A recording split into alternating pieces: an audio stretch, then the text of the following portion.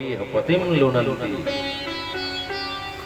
हे प्रभु, सिंह का बच्चा कभी सिंह से डरता नहीं है और अपने दांतों से, जिन दांतों से वह सिंह बड़े बड़े गजराज के मस्तक फाड़ देता है, उन दांतों के बीच में अपने शावकों को वह उठाता है। लेकिन वो शावक जानते हैं कि हम अपने पिताजी के मुख में सुरक्षित हैं। क्यों? क्योंकि यहाँ भाव पिता और पुत्र का हो। आप हमारे परम पिता हैं, इसलिए आपसे तो हमें डरने की आवश्यकता ही नहीं है। और उसके बाद प्रहलाद जी रोने लगे, और जब प्रहलाद जी रोने लगे तो भगवान ने इनको शांत कराए। हे प्रहलाद, मत रो। और भगवान पूछते हैं कि ये प्रहलाद जी, तुम रो क्यों रहे हो?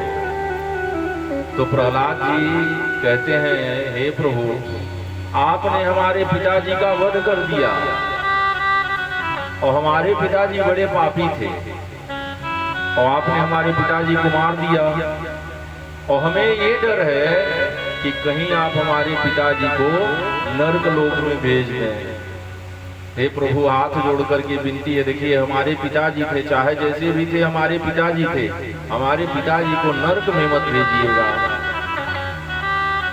और जब प्रहलाद जी ने निवेदन किया तो भगवान कहते हैं कि हे प्रहलाद, तुम्हारे जैसा यदि कोई पुत्र उत्पन्न हो जाता है तो 7 पीढ़ी तक कोई नरक में जाने वाला नहीं होता है। तुम्हारे जैसे पुत्र को पा करके 7 पीढ़ी भी उद्धार हो जाती है, और तुम्हारे पिताजी नरक में नहीं जाएंगे।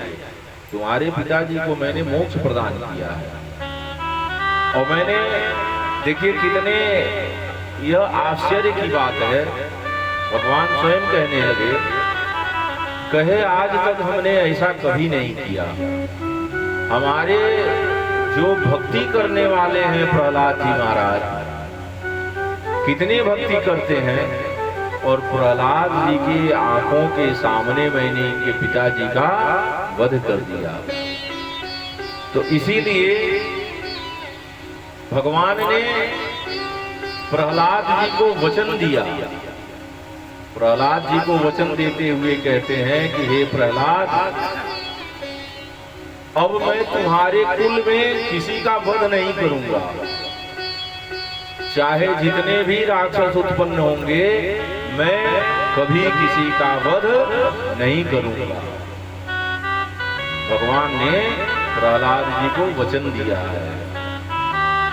और यहीं से 7वें स्कंद की समाप्ति होती है। यहाँ 7वें स्कंद में प्रहलाद जी के चरित्र का वर्णन